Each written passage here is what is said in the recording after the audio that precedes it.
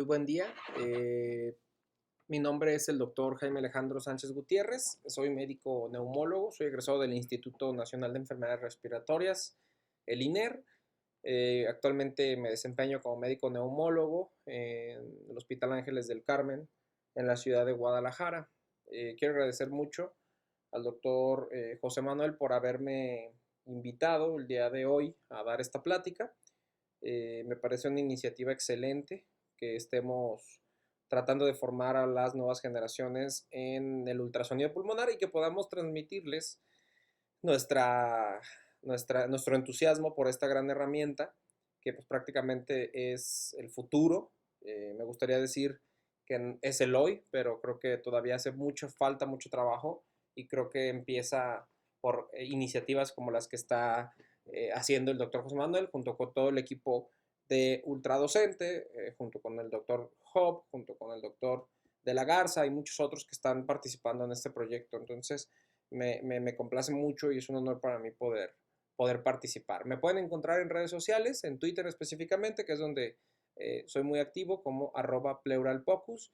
Ahí, bueno, pueden interactuar con mis publicaciones y también dudas, preguntas, opiniones respecto a cualquier tema neumológico y o de ultrasonido en neumología, pues no duden en preguntar, no duden en etiquetarme en sus presentaciones o en sus estudios y yo pues de forma amigable les podré ofrecer mi opinión. Bueno, el tema que vamos a tocar hoy es, vamos a intentar de integrar lo que hemos visto en las clases anteriores, integrarlo de manera clínica, como lo veríamos en un paciente, y no solo eso, sino también dar una serie de repaso de lo que vimos las clases anteriores. Bueno, el título de mi presentación es Síndromes pleuropulmonares de la clínica al ultrasonido. Los síndromes pleuropulmonares tradicionalmente han sido la base de la exploración neumológica de los pacientes respiratorios. Encontrar, detectar y diagnosticar un síndrome pleuropulmonar era prácticamente el paso inicial ante cualquier exploración respiratoria de un paciente neumológico. Todavía hace yo unos años que salí del instituto, pues prácticamente formaba la base de la enseñanza de los residentes de neumología, el conocer y manejar los síndromes pleuropulmonares. Existen pocas evidencias y también existen pocos artículos anglosajones al menos, donde describan de manera clara los síndromes pleuropulmonares. La mayoría de la literatura que los describe pues data por ahí de los años 80, 90 máximo. El resto del tiempo ya no se refieren como tal a los síndromes pleuropulmonares. Es importante dejar claro que los síndromes pleuropulmonares, depende de dónde uno los lea, pueden tener diferentes definiciones, ¿no? Aquí, por ejemplo, tenemos 4 cuadros que están publicados en este artículo de la revista de Medicina Interna de México, que se publicó en 2015. Yo todavía estaba haciendo mi residencia. Y bueno, ellos nos ponían los distintos síndromes pleuropulmonares, nos ponían algunas de las definiciones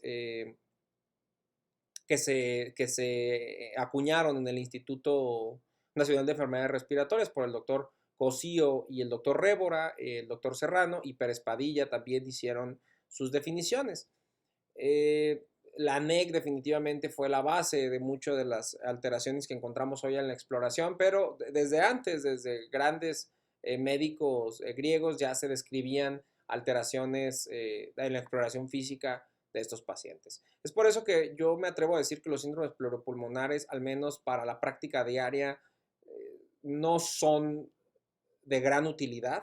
Me parece que los síndromes pleuropulmonares nunca son puros. Me atrevería a decir también que nunca son puros. Siempre vamos a tener distintos síndromes pleuropulmonares. Y, por ejemplo, podemos ver el de condensación, el de atelectasia cavitario y el de rarefacción. Es difícil que tengas solamente uno en un solo paciente. Muchas veces el de condensación coexiste con atelectasia, el de atelectasia con cavitario, el de cavitario con rarefacción. Entonces, poder decir que un paciente tiene uno solamente o tiene varios es complejo en la clínica y más aún si no se tiene una práctica habitual neumológica. Es por eso que me atrevo a decir que el nuevo estetoscopio de la medicina respiratoria y probablemente de todas las especialidades sea la ecocardiografía. No solo neumología ha demostrado que el utilizar ecocardiografía perdón, ecografía y ecocardiografía y ecografía abdominal y ecografía pulmonar, no es la única especialidad que ha demostrado que utilizarla mejora definitivamente el rendimiento diagnóstico de cualquier especialista en cualquier área de interés. Ya lo decía el doctor José Manuel en la primera presentación. Entonces, ¿por qué negarnos a una herramienta que aumenta la sensibilidad, especificidad, eficacia diagnóstica de cualquier exploración física?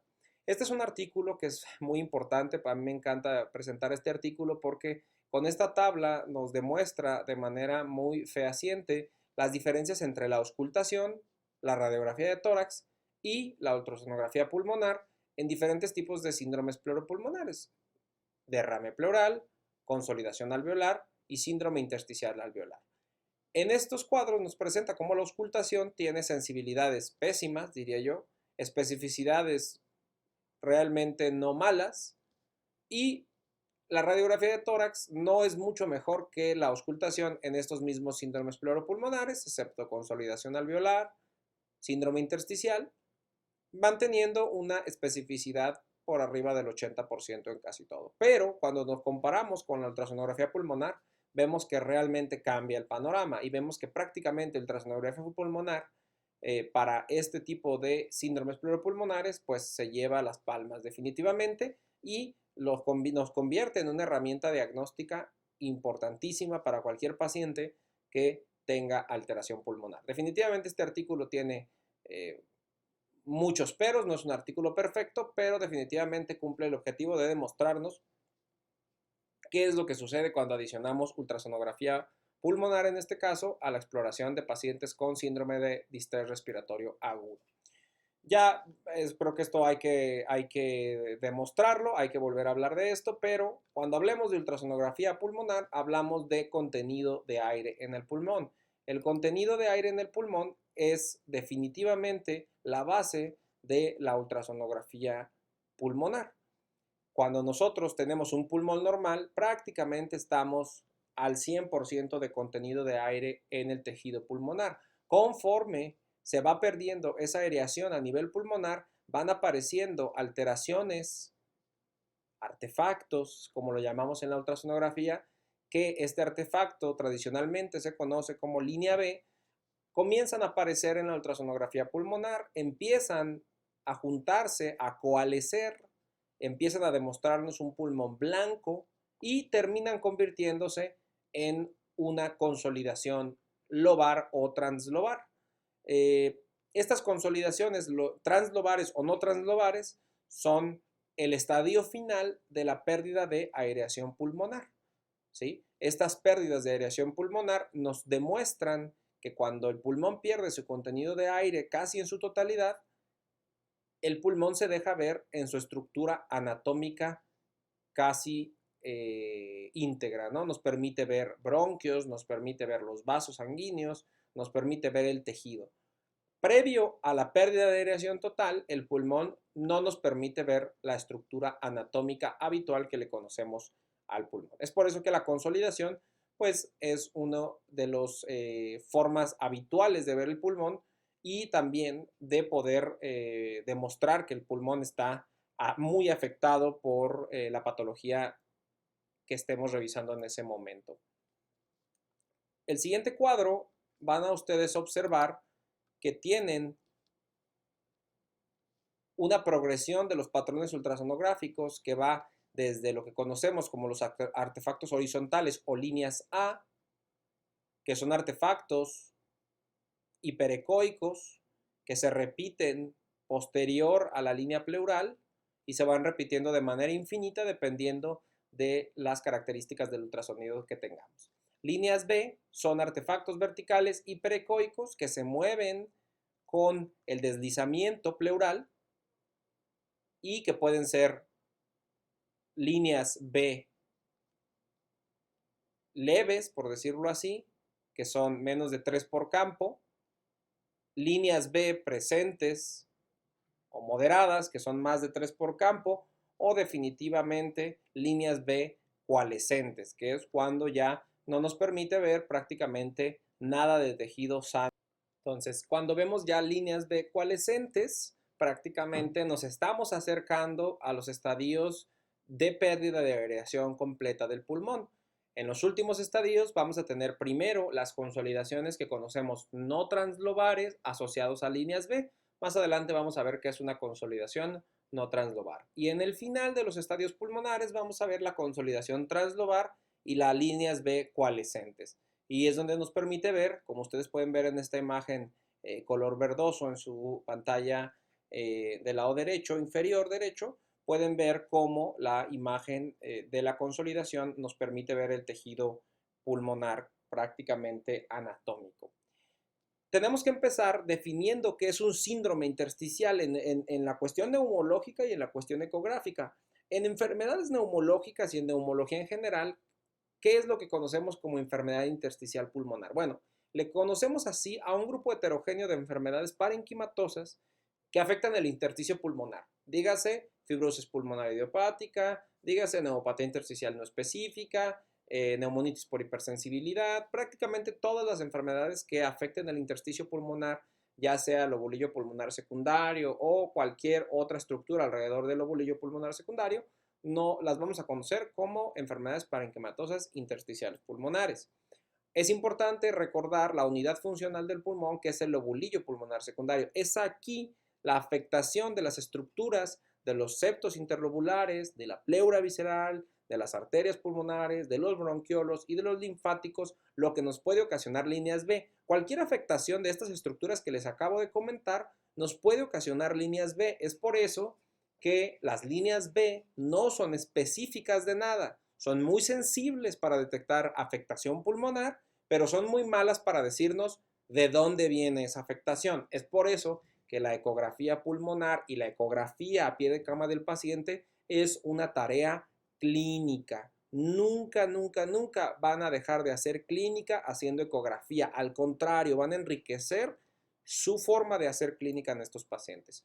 Aquí bien pueden ver alteraciones intersticiales en diferentes imágenes tomográficas. Son afectaciones intersticiales diferentes que van desde el engrosamiento septal, desde el engrosamiento interlobulillar, desde el vidrio despulido hasta engrosamientos combinados que combinan vidrio despulido con engrosamiento septal, con engrosamiento linfático. Todos estos patrones que ven aquí nos los va a demostrar el ultrasonido como líneas B. Que si esas líneas B pueden tener diferentes formas de presentarse, pueden ir con imágenes de pleura irregular, imágenes de consolidación subpleural. Bueno, es cierto, tienen características. Quienes nos dedicamos de lleno a la ultrasonografía pulmonar, sabemos que cada patología puede presentar ciertas características de patrones intersticiales, pero pues nunca hemos podido demostrar o nunca hemos podido llegar a una especificidad importante con la ultrasonografía en cuanto a una patología en específico. Esta es la definición del libro de Thoracic Ultrasound de 2018 de la revista europea de enfermedades respiratorias, donde dicen que el síndrome intersticial en ecografía es una sobresimplificación de un fenómeno pulmonar que se caracteriza por la pérdida de aireación pulmonar sin estar necesariamente ligado a una afectación del espacio intersticial. ¿Okay? Entonces, es verdad, por ejemplo, una neumonía no necesariamente afecta al espacio intersticial, pero sí presenta líneas B. Entonces, ¿cuáles son los signos ecográficos de enfermedad intersticial? Líneas B son artefactos de reverberación hiperecoicos, verticales, con apariencia de láser, que inician en la línea pleural y se extienden al infinito y se mueven de manera sincrónica con el deslizamiento pleural. Esto es súper importante, súper importante. Tener la definición de qué es una línea B, diría yo que es de los pasos más importantes en cuanto a ultrasonido pulmonar. Artefactos de reverberación hiperecoicos, verticales, con apariencia de láser, que inician en la línea pleural, aquí pónganlo en negritas, en línea pleural, y se extienden al infinito y se mueven de manera sincrónica con el deslizamiento. Si no cumplen estas características de esta definición, no están viendo líneas B, están viendo otra cosa. 1. Son artefactos, no son estructuras anatómicas. Si yo abro el pulmón y lo parto y lo abro, no voy a encontrar líneas B. Son un artefacto que genera el software del ultrasonido cuando se encuentra con ciertas alteraciones del parénquima pulmonar y son resultado de las propiedades acústicas del pulmón.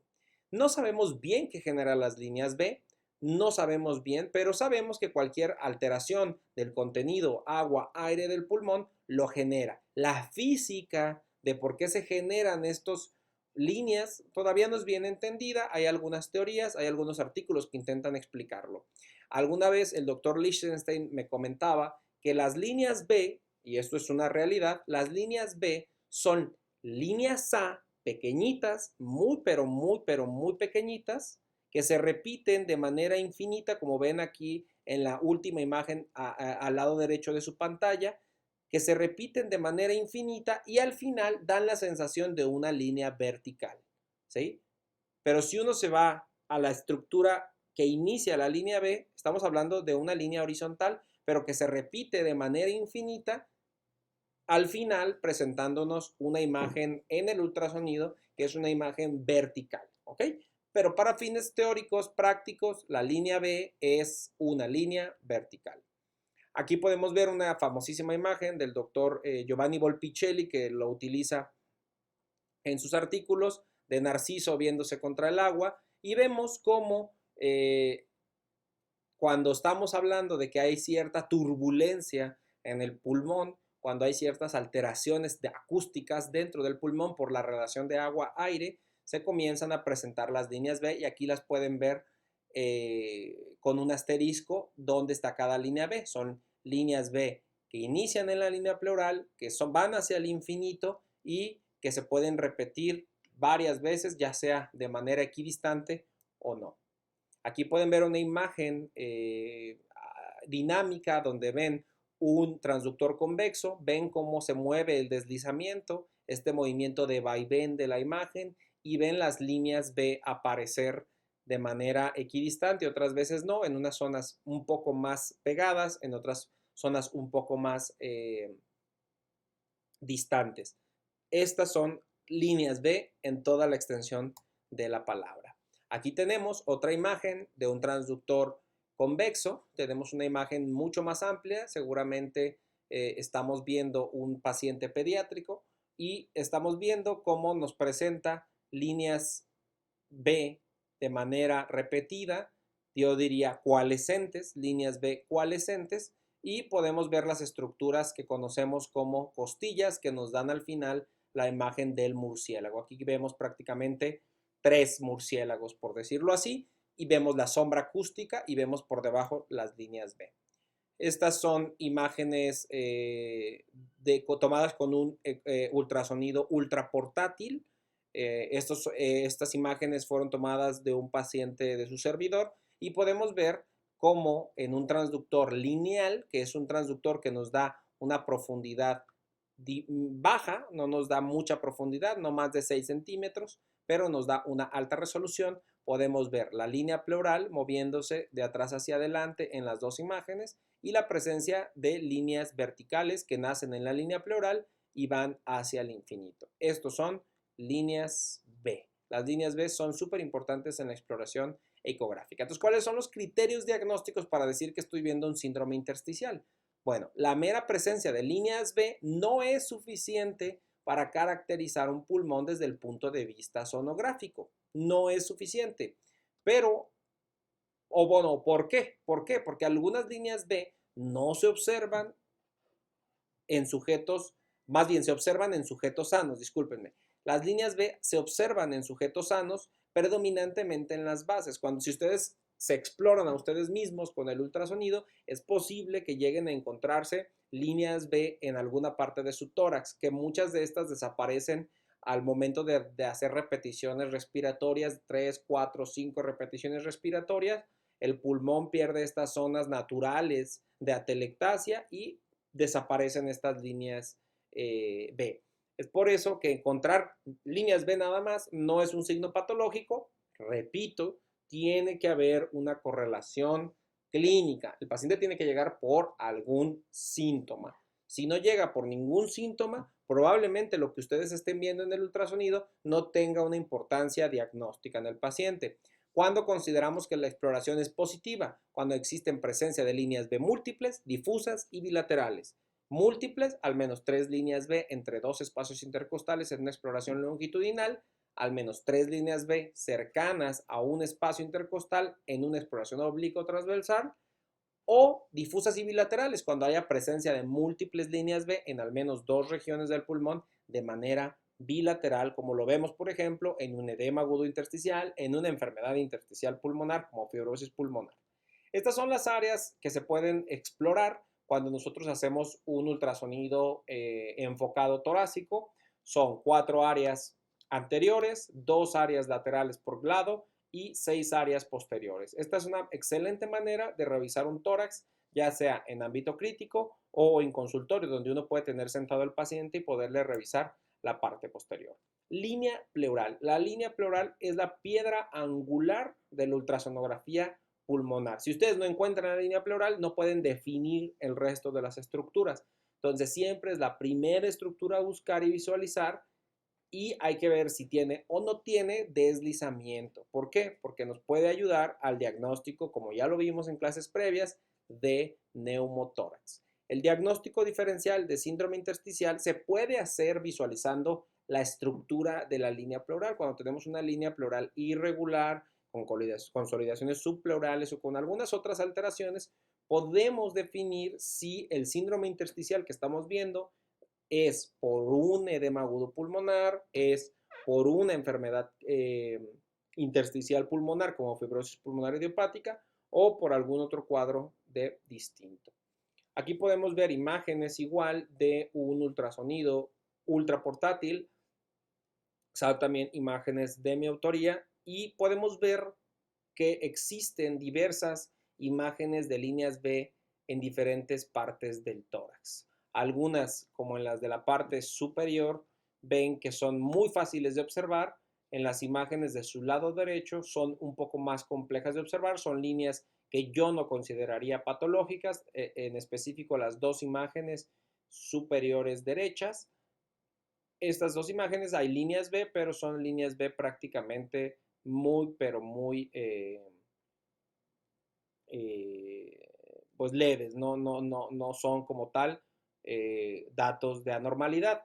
En la imagen, en las imágenes superiores, la tercera de izquierda a derecha, pueden ver un signo ultrasonográfico que es muy importante también, que es el signo del punto pulmonar. El punto pulmonar es la pérdida y aparición de deslizamiento en una sola imagen, pero bueno, eso es parte de lo que se vio con el tema de neumotórax. Abajo ven algunas otras imágenes donde ven también líneas B coalescentes. Por aquí se ve también un hidropunto pulmonar, que es la presencia de neumotórax con derrame pleural. En la imagen inferior, de la línea inferior, la segunda imagen de izquierda a derecha.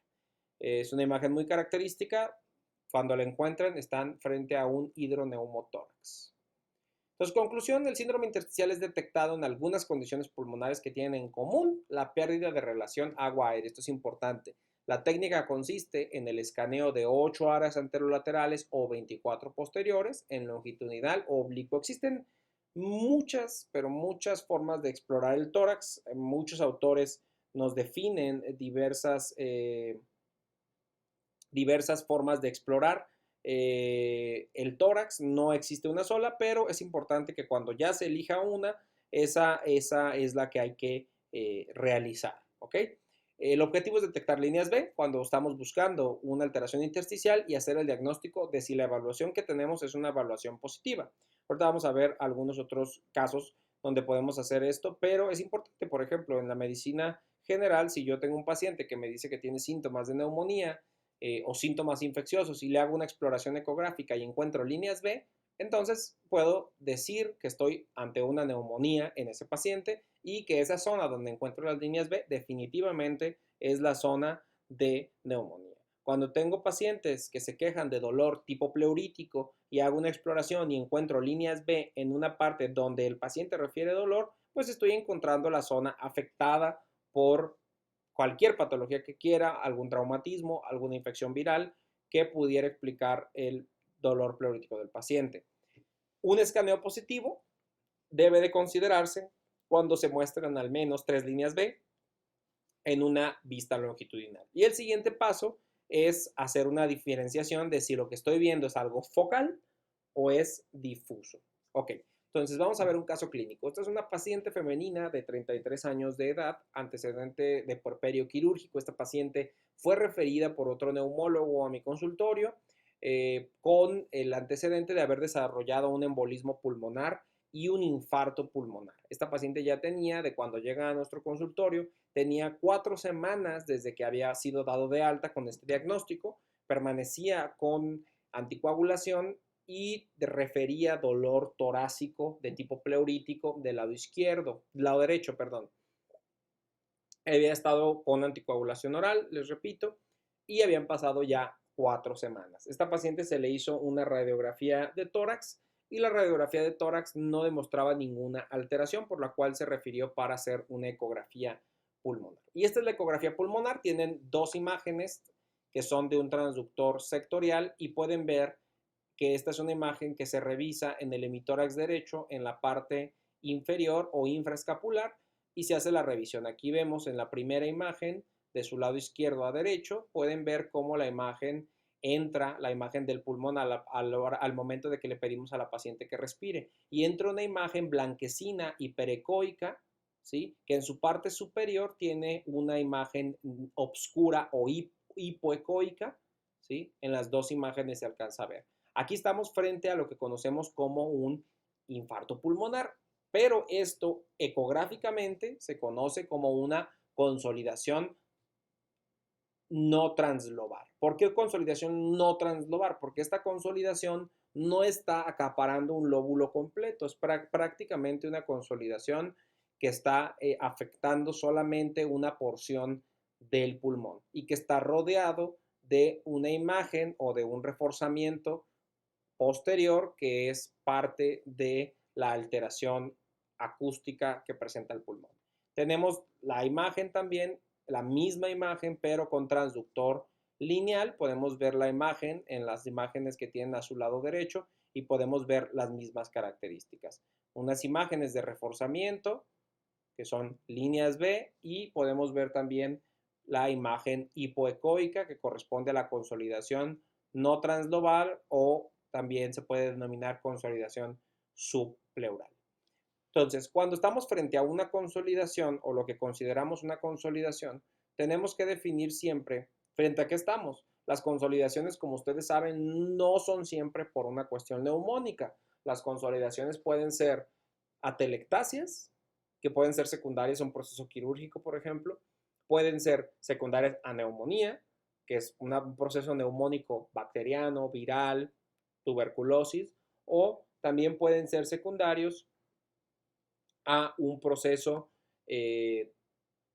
tumoral. Todas estas pueden dar la misma imagen o las mismas imágenes de consolidación.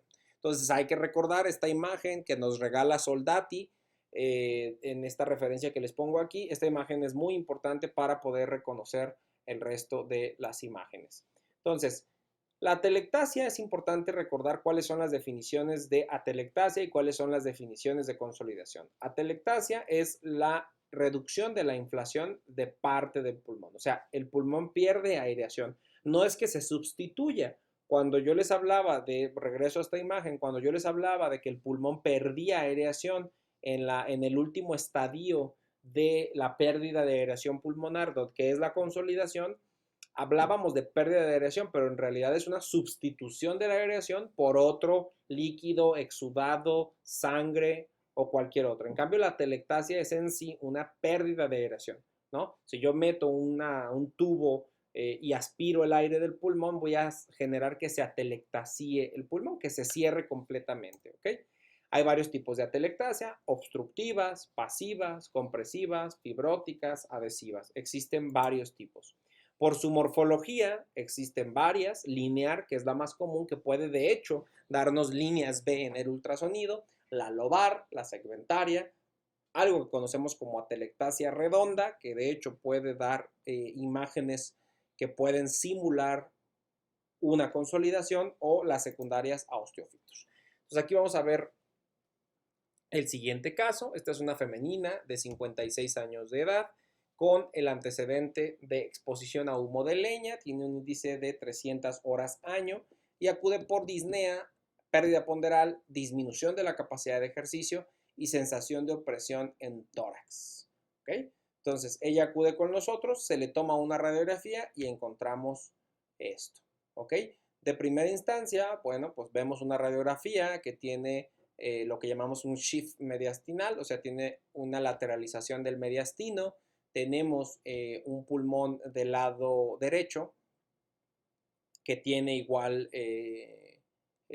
una disminución de la capacidad de ventilación de ese lado, y del lado izquierdo pues vemos una imagen de completa, donde vemos que está completamente velado el pulmón, ¿no? Aquí siempre, pues la duda que vamos a tener es si estamos frente a una consolidación o si estamos frente a un derrame pleural. Cuando hacemos la evaluación ecográfica, ¿qué encontramos? Encontramos la presencia de un derrame pleural masivo. Vemos también que existe unas imágenes en el interior de este derrame pleural que son consistentes con derrames pleural de tipo exudado. Eso es una posibilidad porque vemos un signo del plancton dentro del derrame pleural y vemos esta imagen móvil dentro del derrame que es sugestivo de una atelectasia pasiva en este paciente. ¿Ok? Entonces aquí tenemos una atelectasia pasiva pequeña, menor que el derrame pleural masivo. Por lo tanto, el diagnóstico será derrame pleural masivo con una atelectasia pasiva. Cuando el derrame pleural supera al parénquima pulmonar presente en la imagen, podemos tener en cuenta que la problemática inicial no es el pulmón, sino la cavidad pleural y su infección o ataque por una lesión maligna, por ejemplo. Entonces, este paciente se hace una toracocentesis, se diagnostica un exudado mononuclear con una adenosindeaminasa negativa y el paciente queda como un derrame pleural masivo con atelectasia pasiva de probable origen maligno. Seguramente este paciente le toque hacer una biopsia pleural guiada por ultrasonido, una citología, un citoquímico del líquido pleural para poder llegar al diagnóstico. Aquí tenemos otras imágenes. Esta es una imagen de un ultrasonido, es una imagen propia de un ultrasonido sectorial, donde vemos la misma imagen. Vemos un derrame pleural masivo, vemos una atelectasia pasiva con el signo de la medusa. ¿Sí? Vemos cómo se mueve en cada respiración del paciente. Acá abajo en su imagen inferior derecha ven el derrame pleural y ven también el diafragma, cómo se moviliza con cada respiración. Y ven también cómo se moviliza la atelectasia. Repito, este es un signo que conocemos como signo de la medusa. Aquí pueden ver otra imagen, un poco menos clara, pero también pueden ver que cada vez que respira el paciente se mueve la zona de atelectasia de este paciente. Aquí están viendo lo mismo, una imagen, ven derrame pleural, esta imagen anecoica, negra, una imagen relativamente isoecoica, que es correspondiente al parénquima pulmonar atelectasiado, que es como un pico aquí, un pico de pájaro, una semiluna, una medusa, diferentes nombres han tenido en la literatura, y ven debajo el diafragma. Ven también unas imágenes, de hecho me interesa que las vean, que están en la parte cóncava de la imagen pulmonar. Ven unas imágenes que se mueven con el movimiento respiratorio. Estos son septos dentro del derrame pleural. Estos septos, estas imágenes como de tela que están en esta zona cóncava de la atelectasia, son septos y están presentes en los derrames de tipo infecciosos o en los derrames en general que sean de tipo exudado. Esta también es otra imagen de un transductor sectorial. Esta es una imagen también de mi autoría, donde pueden ver el signo del plancton dentro del derrame pleural. Aquí, si ustedes llegan a un paciente con falta de aire, con opresión en el pecho, con fiebre, con malestar general, normalmente de 1, 2, 3 semanas, y ustedes realizan una exploración ecográfica y encuentran esta imagen, ya tienen el diagnóstico. Es un derrame de tipo exudado de origen infeccioso casi se los puedo asegurar en el 100%. Este paciente debe de ir a una toracocentesis evacuadora y probablemente a una colocación de un tubo pleural de pequeño calibre para hacer drenaje de esta imagen y o cirugía. Aquí tienen una imagen, de hecho esta imagen me gusta porque es una imagen donde se ve varios diagnósticos. Tienen un derrame pleural, una atelectasia pasiva, ven la semiluna, ven la atelectasia de este paciente y si movemos un poco el transductor alcanzan a ver también el corazón, que de hecho tiene también una imagen aquí de derrame pericárdico alrededor del corazón. Entonces, no solamente pueden ver pulmón, de hecho no lo tienen que ver solamente, también cuando hagan exploración pulmonar deben de intentar siempre hacer una ventana cardíaca para poder, uno, irse adecuando a la ecografía cardíaca y dos, para buscar causas secundarias del problema pulmonar que estén presentando. Aquí se ve, creo que mucho más claro el signo de la medusa. Vemos esta semiluna que se mueve con la respiración. Estas imágenes son prácticamente imágenes del mismo paciente y vamos viendo cómo hay un derrame pleural, una imagen anecoica, negra, alrededor de esa imagen de semiluna. Eso es un derrame pleural y lo otro que vemos es una atelectasia pasiva. ¿Qué quiere decir atelectasia pasiva? Porque quizás no estoy muy claro.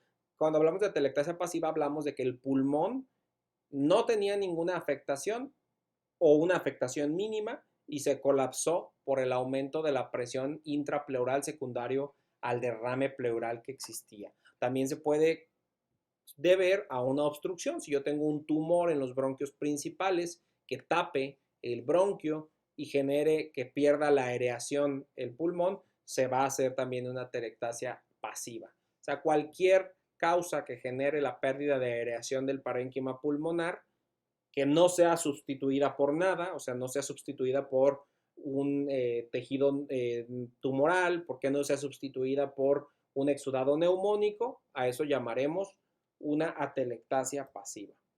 Aquí vemos de nuevo la imagen y aquí vemos septos. Estas son dos imágenes del mismo paciente, pero en la imagen de su lado derecho pueden ver el ángulo costofrénico de ese mismo lado y pueden ver estas imágenes inferiores que se ven como líneas, como rejillas en la parte inferior, que son septos que están tomados del diafragma y de la parte o de la base del pulmón. El caso 2 es un paciente femenina de 70 años de edad con diagnóstico de una enfermedad tipo vasculitis que está en tratamiento con rituximab más prednisona. Ella tiene el antecedente de que le hicieron una cirugía donde le quitaron un lóbulo, le hicieron una loborectomía derecha. Esta cirugía, el antecedente era que se había realizado 6 años antes, secundario a un tema de tuberculosis. Ella acude por falta de aire y por desaturación del 70%. Esta es la radiografía que se le toma en el servicio de urgencias y con esta radiografía se llama a neumología. Cuando llegamos, vemos la radiografía, pues te hace pensar muchas cosas. De entrada, a mí como neumólogo, lo primero que me hizo pensar es que había sufrido un daño diafragmático secundario a la cirugía que le habían realizado y que era eso lo que estaba ocasionando esta imagen que parecía una elevación diafragmática. Bueno, eso explicaba parte de los síntomas, explicaba la falta de aire, explicaba la desaturación. Por lo tanto, de primera instancia en esta paciente se pensó que podría ser eso, pero cuando se realiza la ecografía vemos que hay una consolidación importante del parénquima pulmonar, que hay derrame pleural que explica que la imagen se vea como se veía y definitivamente vemos lo que conocemos como el signo del plancton, que son estas imágenes flotantes dentro del derrame pleural y vemos el parénquima pulmonar que está hepatizado. El parénquima pulmonar está manteniendo su forma de pulmón, por decirlo así, a diferencia de las atelectasias pasivas que estábamos viendo, que se convertían como en unas láminas, como en unas semilunas. Aquí estamos viendo que el pulmón mantiene cierta estructura. Aquí, con esto que estamos enfrente, podemos decir que estamos frente a una neumonía con un derrame pleural paraneumónico, que toca hacer una punción, tomar exámenes. Esta paciente, cuando se le toman los exámenes, aparece con un BNP de 3500, una PCR y procalcitonina positivos, leucos normales, Se hace una toracocentesis y aparece un exudado polimorfo nuclear. ¿Qué tenemos aquí? Tenemos un derrame pleural paraneumónico, una neumonía, pero también tenemos un derrame pleural de origen cardíaco. 30% de los derrames pleurales se pueden presentar de manera combinada. Y aquí el ultrasonido es importantísimo. ¿Por qué? Porque nos permite ver lo que no hubiéramos visto. No lo vimos con una radiografía, al menos, no en su extensión, y probablemente si hubiéramos ocultado a este paciente, tampoco habríamos descubierto. Este es otro caso, femenina, 45 años de edad, fumadora pesada. Fumadora pesada la llamamos cuando los pacientes fumaban más de 2-3 cajetillas diarias.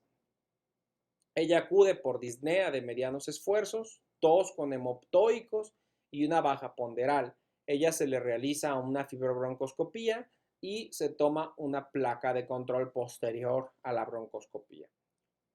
Esta es su placa de control después de la broncoscopía, una placa que, como ustedes sabrán, una placa que se toma en un ambiente de sala de quirófano. Normalmente son placas de muy mala calidad, son placas que se toman a veces a lo rápido y bueno, no podemos en esta placa descartar anormalidades, de hecho no las hay, no es una placa normal. Vemos que en el hemitórax derecho hay una imagen que pareciera ser la imagen tumoral que se metió a biopsiar de esta paciente, pero nada más, no vemos ninguna otra alteración. En cambio, cuando hacemos un ultrasonido de esta paciente para descartar qué era lo que pudiera haber estado en esa radiografía que no podíamos definir, lo único que encontramos es que existe un derrame pleural pequeño y una atelectasia que es menor o igual al derrame. Y aquí cuando tenemos eso, que la atelectasia es casi está del mismo tamaño que el derrame, pues podemos definir que estamos frente a una atelectasia pasiva posoperatoria de un paciente que estuvo en reposo por un par de horas con ventilación minuto bajita y genera ciertas atelectasias parenquimatosas. También lo podemos ver en los pacientes posquirúrgicos que están en ventilación mecánica durante 2-3 horas y posterior a eso no llevan rehabilitación pulmonar, pueden desarrollar estas atelectasias postoperatorias que suelen solucionar solo con la fisioterapia respiratoria. Entonces, ¿cuáles son los signos ultrasonográficos de atelectasia? Los signos directos tardíos son broncograma aéreo estático. La atelectasia se va construyendo como una consolidación hasta después perder todo el contenido de aire. Y podemos encontrar en los estadios tardíos, pero no finales, el broncograma aéreo fluido y el broncograma aéreo estático.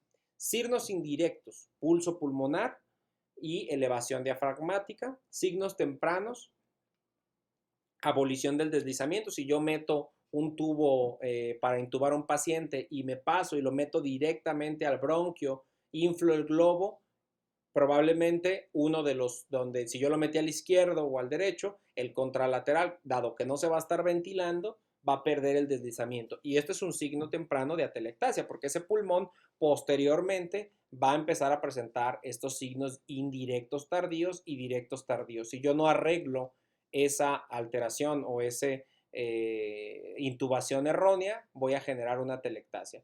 Y los signos asociados son el derrame pleural. Cuando una atelectasia se genera en el pulmón, cambia las presiones intrapleurales y termina generando un derrame pleural. Este es otro caso, femenina de 76 años de edad, fumadora pesada, acude por dolor torácico, expectoración amarillenta y falta de aire de 6 meses de evolución. En ella se realiza directamente una evaluación radiográfica, encontramos esta imagen. Pues lo primero que se nos ocurre es que estamos frente a una neumonía. Esta paciente tenía todos los síntomas de la misma. Lo que no checa es el tiempo. 6 meses de evolución con estos síntomas. Entonces, bueno, dado que ya tenemos la radiografía, se nos ocurre realizar una ecografía pulmonar y vemos que efectivamente tenemos una lesión subpleural, que es una consolidación no transglobal, que cuando le metemos Doppler vemos que tiene una vasculatura que yo consideraría anormal. Cuando hacemos la valoración con un transductor sectorial, vemos que la imagen abarca prácticamente no solo hasta pulmón, sino que abarca mediastino y podemos ver cómo abraza la la pulmonar. ¿Ok? Y aquí podemos ver la imagen tomográfica y vemos exactamente cómo está afectando todo ese lado izquierdo del paciente. Esto, bueno, es una imagen que es lo más probable, y de hecho lo fue, una tumoración pulmonar que se maneja con una biopsia guiada por ultrasonido con diagnóstico de adenocarcinoma. Esta paciente es una paciente que se vio en el Instituto de Enfermedades Respiratorias. Definitivamente, diría yo, no se ocupaba la TAC para hacer el diagnóstico, sirve para otras cosas, pero esta paciente fue abordada inicialmente por ultrasonografía. No fue necesario hacer ninguna tomografía para el diagnóstico inicial ni para el diagnóstico histológico de la paciente. Otro caso, masculino, 53 años de edad, antecedentes, ninguno de importancia, él refiere fiebre, malestar general, sensación de opresión en el pecho. Él se realiza una radiografía y se la reportan como sin alteraciones. Entonces, la radiografía inicial que se hizo el paciente, se la refieren, les comento, sin alteraciones. Yo diría igual que no tiene prácticamente ninguna alteración, pero cuando vemos el ultrasonido en las partes posteriores vemos una consolidación con broncograma aéreo en el paciente. ¿Sí? Vemos estas imágenes que corresponden a broncograma aéreo. Entonces, este paciente, el diagnóstico fue una neumonía. Es muy frecuente que las radiografías de tórax no nos demuestren neumonías basales posteriores, ya que se esconden detrás del diafragma, pero con ultrasonido podemos visualizarlas de manera rápida. Yo diría que en este paciente estuvo de más hacer la radiografía. Si hubiéramos tenido la habilidad y la herramienta ecográfica en ese momento, podríamos haber hecho el diagnóstico inmediato.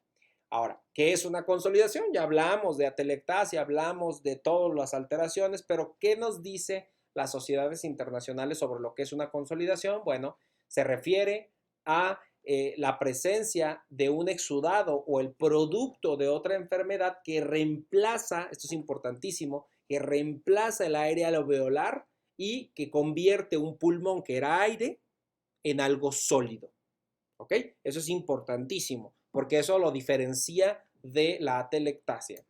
Entonces, ¿cuáles son las consolidaciones alveolares? Bueno, las consolidaciones alveolares son desórdenes de fluidos, trasudados, exudados, agua, todo lo que ocupe el alveolo se considera una consolidación. La afectación individual de alveolos es demasiado pequeña para verse en el ultrasonido, pero cuando los alveolos se van afectando de manera contigua en los septos interlobulares, producen imágenes macroscópicas que pueden ser vistas por el ultrasonido. Hay que recordar el lobulillo pulmonar secundario y es aquí donde inicia la afectación de la consolidación. Recordamos de nuevo los estadios que nos pone Soldati sobre la pérdida de aireación pulmonar hasta presentarse el último estadio de que es la consolidación. Las consolidaciones alveolares pueden ser translobares o no translobares. Las consolidaciones alveolares translobares se refieren a la ocupación de un lóbulo completo del pulmón, ¿sí? Que son como la que vimos la última imagen. Esta era una imagen translobar, ocupaba un lóbulo completo. La imagen que vimos de la paciente que tiene una consolidación subpleural secundaria a un embolismo pulmonar, que también es uno de los primeros casos que vimos, son consolidaciones no translobares. ¿Por qué? Porque no afectan el lóbulo completo. Cualquiera de estos no consolidaciones se puede ver en el ultrasonido. ¿Ok? Estas tienen un signo específico. La consolidación translobar, que repito, es la que constituye un lóbulo completo, el signo en inglés lo conocemos como el tissue-like sign. Este es un signo, el signo del tejido, es un signo donde vemos el tejido pulmonar anatómico y que constituye una consolidación. Y de la consolidación no translobar es the shred sign, que es el signo que nos refiere a la presencia de una consolidación que no afecta, el lóbulo completo. Las consolidaciones no translobares son de hecho las más comunes, las que vamos a encontrar con más frecuencia. Este signo de shred sign o de la pleura fragmentada o del signo de trituración, como lo quieran traducir, es el tipo de consolidación más frecuente. El tissue light sign, que es el de consolidación translobar, son alvéolos y septos interlobulares que son ocupados totalmente, creando una imagen macroscópica del pulmón. Hepatización del pulmón. Lichtenstein lo comenta como se ve como un hígado. Si ustedes ven un hígado en el pulmón, están frente a una consolidación. Este es el signo del tejido o el tissue line sign que van a ver en consolidaciones translobares. En estos consolidaciones, la pleura visceral y la parietal están en contacto, las dimensiones pulmonares tienden a estar conservadas y existe mínimo derrame pleural. Aquí tienen una imagen de una consolidación translobar, ven broncograma aéreo, tejido tamaño conservado, ¿sí? Mínimo derrame pleural. Aquí vemos una imagen que ya vimos, ¿sí? Que esta es correspondiente a una imagen no translobar, ¿ok? Vean la diferencia. Vean, esta es una imagen translobar que constituye un lóbulo completo, ven broncograma, y aquí ven una imagen no translobar que tiene esta imagen como de pleura fragmentada. Algunos lo llaman también de forma fractal, como si fuera, busquen qué son los fractales y pueden ver cómo constituye una imagen de ese tipo. ¿Okay? En cambio aquí vemos en la parte más profunda de esta misma paciente, en esa exploración vemos cómo sí constituye o ataca lóbulos completos y aquí sí vemos una imagen translobar, ¿ok? Aquí ven otra imagen, una consolidación translobar asociada a derrame pleural. Aquí están viendo otra imagen, de hecho pueden ver cómo se dibuja el árbol bronquial, este es un broncograma aéreo estático. Cómo ven ese árbol bronquial a través de la consolidación de esta paciente. Aquí de nuevo ven lo mismo, de hecho aquí pueden ver diversos lóbulos consolidados, ¿sí? Y son correspondientes a una consolidación translobar.